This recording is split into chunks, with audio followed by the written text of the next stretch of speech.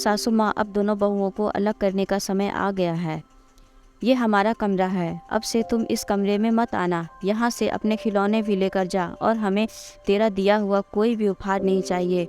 और तूने जो शर्ट पहनी है वह भी मेरी है, उतार कर अभी वापस कर। भैया, ये आपका कमरा नहीं, पूरा घर दादू का है। और मैं तो आऊँगा, देखता हूँ आप मुझे कैसे अंदर आने से रोकते हैं। गेट को बंद करने के लिए इस्तेमाल रस्सी को नकुल ने खींच कर तोड़ दिया और ज़बरदस्ती मोनू के मना करने पर भी वह उसके कमरे के अंदर आ गया। आपस में दोनों भाइयों में हाथापाई शुरू हो गई। एक दूसरे के कपड़े तक दोनों ने खींच डाले। तभी छोटी बहन श्रावणी रसोई में काम कर रही अपनी माँ और छोटी माँ को बुला कर ले आई। बच्चों को इतनी बुरी तरह से लड़ता देख दोनों ही माँओं ने अपने अपने बच्चे लिए और अपने अपने कमरे में चली गई। खबरदार, जो आज के बाद कभी उस कमरे में भी गया या मैंने कभी तुझे मोनू के साथ खेलते देखा तो मुझसे बुरा कोई नहीं होगा। छोटी कैसी बातें कर रही है, बच्चे हैं, आपस में नहीं लड़ेंगे तो क्या हम बड़े लड़ेंगे? यह सब तो चलता रहता है। बीच में आकर माही ने टोक दिया। अरे पर मोनू बड़े हैं, उनका एक हाथ और नकुल का पूरा शरीर एक बराबर कैसे हो सकता है? आपको नकुल को समझाना चाहिए। गुंजन बहुत गुस्से में थी, इसलिए माही ने शांत रहना ही मुनासिब समझा और रसोई में जाकर अपने काम में व्यस्त हो गई। पीछे पीछे गुंजन भी रसोई में आ गई। करीब आधा घंटा तक वह दोनों रसोई में रही, पर एक दूसरे से बात तक नहीं करी और फिर अपने कमरे में आ गई।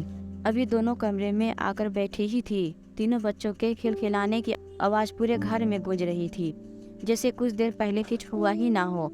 माही के चेहरे पर हंसी आ गई और उसने गुंजन को कमरे में बैठे बैठे ही फ़ोन घुमा दिया। अगर बात करने का मन हो तो कमरे में चली आ। दोनों ही जोर से हंस पड़ी।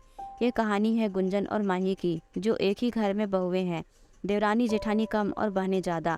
दोनों के बीच आपस में खूब छनती है।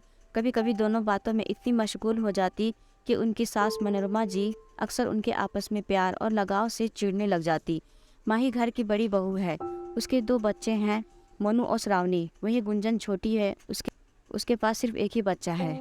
नकुल और श्रावणी दोनों के बीच में सिर्फ 1 दिन का अंतराल है। दोनों ही देखने में जुड़वा भाई बहन लगते हैं। वहीं मोनू उन दोनों से ही 5 साल का बड़ा है। चूँकि उन दोनों के होने से पहले वह घर का लाडला और प्रिय था, इसलिए अब अपना एक छत्र राज खत्म होने के कारण वह अक्सर ही चिड़चिड़ा जाता था। वही दोनों छोटे बच्चे तो एक हो जाते और वह अकेला पड़ जाता, जिससे वह कभी कभी ऐसी हरकतें कर बैठता कि वह घर में क्लेश और लड़ाई का कारण बन बैठता। तब मनोरमा जी रात को अपने बेटे और पति के कारखाने से लौट आने के बाद से ही अपना सिर पकड़कर बोलना शुरू कर देती थी। पूरा दिन बीत गया, चैन से एक पल को बैठना भी नसीब नहीं हुआ। बच्चे आपस में पूरा दिन सिर्फ और सिर्फ लड़ते रहते हैं। मुझे लगता है अब हमें एक नए घर के बारे में सोच लेना चाहिए, नहीं तो ऊपर का हिस्सा ही एक समान कर लेना चाहिए। वैसे भी वो आधा तो तैयार है ही, क्या फ़र्क पड़ता है कि अब अलग हुए या बाद में। होना तो एक दिन यही है, कम से कम घर में शांति तो रहेगी। अलग बच्चों की वजह से करना चाहती हैं या दोनों बहुओं की एकता आपसे बर्दाश्त नहीं हो रही है? मनोरमा जी, आपको अपनी सत्ताहीनता दिख रही है। अरे आपको तो खुश होना चाहिए कि हमारे घर में वो सब हो रहा है जो कभी सालों पहले हमारे साथ हमारे ज़माने में हुआ करता था। अब कहाँ ही ये सब देखने को मिलता है। हर गली में 10 में से 1 घर आपको ऐसा देखने को मिलेगा, और जहाँ रह भी रहे हैं तो इस तरह की एकता और प्यार कहाँ? मुझे क्यों अपनी सत्ताहीनता दिखेगी? अरे इन बहुओं से ज़्यादा दुनिया देख रखी है, और माँ होकर मैं अपने बच्चे को क्यों अलग करना चाहूँगी? पर देख लेना, एक न एक दिन ये दोनों ही मुझसे एक दिन खुद बोलेंगी कि अब उन्हें अलग हो जाना चाहिए, और मैं नहीं चाहती कि वह दिन आए, इसलिए उससे पहले ही इन दोनों को अब अलग हो जाना चाहिए।